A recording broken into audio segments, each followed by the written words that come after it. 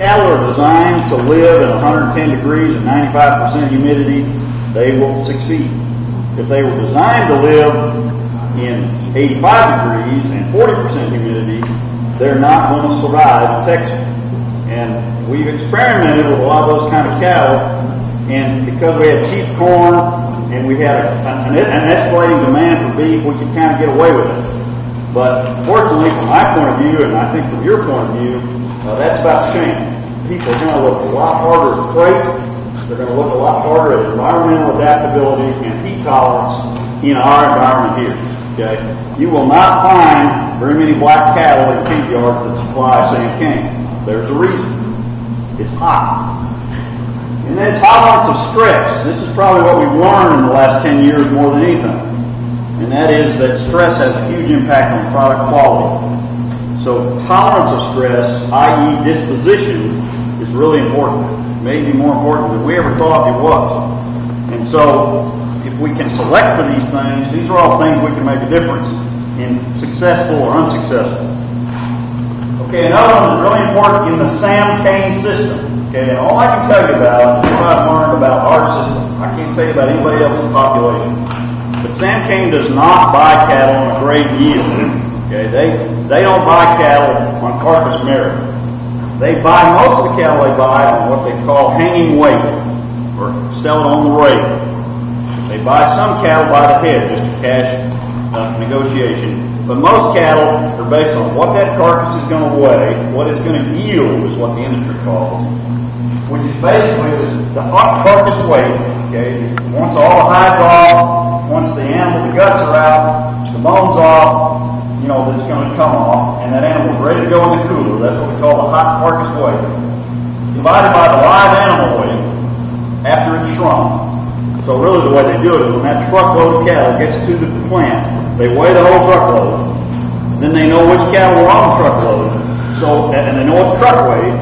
So as they're running those cattle in the cooler, they get a weight on every one of them, and that determines the yield for that lot of cattle. It's not by individual animal.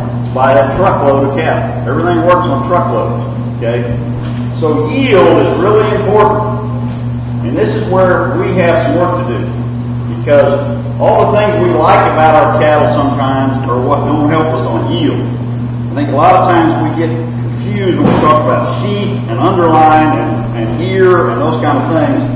We tend to think of them in a reproductive sense. But what I've learned, what really matters about those things, is all that stuff gets cut off and put on the ground and costs the guy who's feeding it because he doesn't get paid for it. He gets paid on what's left. After we cut the hide off, after we take the guts out, after we do all those things, that weight that's left is what he gets paid on. And you'd like to see that be around 60%, maybe 64%. That's a really good yield. Well, a lot of beef master cattle are more like 58 to 59%.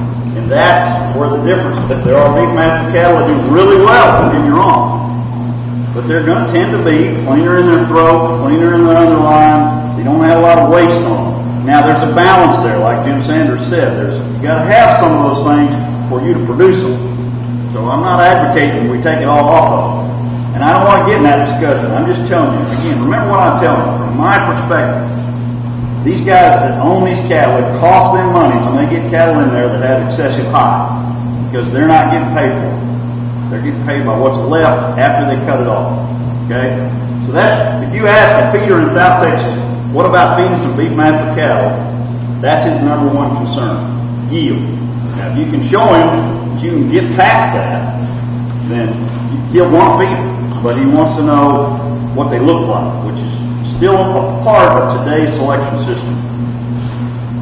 Okay, and then finally the thing that we get most involved in is carcass performance. Okay, quality grade, yield grade, carcass weight, and tenderness. These are the four biggies that really determine what value cattle have from a carcass perspective. And remember, that's all we're talking about. Okay? Quality grade. Let's talk about that a little bit. Quality grade, as you know, basically determined by all the margins in the muscle, in the ribeye area. That's really the only place we look for it when we're grading cattle. Is we rib the cattle to the 12th rib, we let that carcass hang there for a little while till it blooms, and and then the grader decides how much marbling is there and assigns a quality grade. Now there's some other factors. They're not near as important as they used to be, and I think this is one of the things that has changed in our industry. Maturity, carcass maturity, which is the age of the carcass, used to be real variable, especially in South Texas. We used to have a lot of what they called heiferettes, and it was usually driven by drought, where people would keep yearlings, intended to keep until they were 800-900 pounds, then feed them.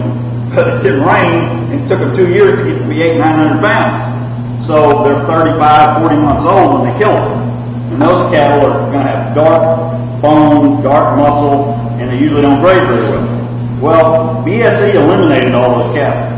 That's one maybe benefit we got out of mad cow disease, is the world said we're not going to take any cattle that are 30 months or older.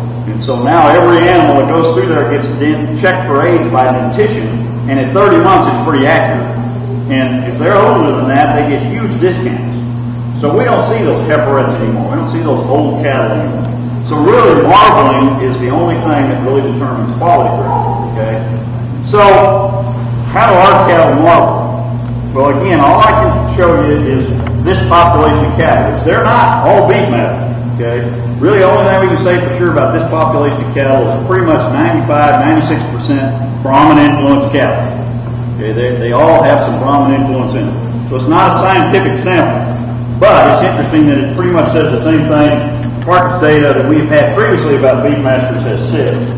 And I know that might be hard to read, so I just brought you some printed copies of this. And I'll let you just get a second to look that out.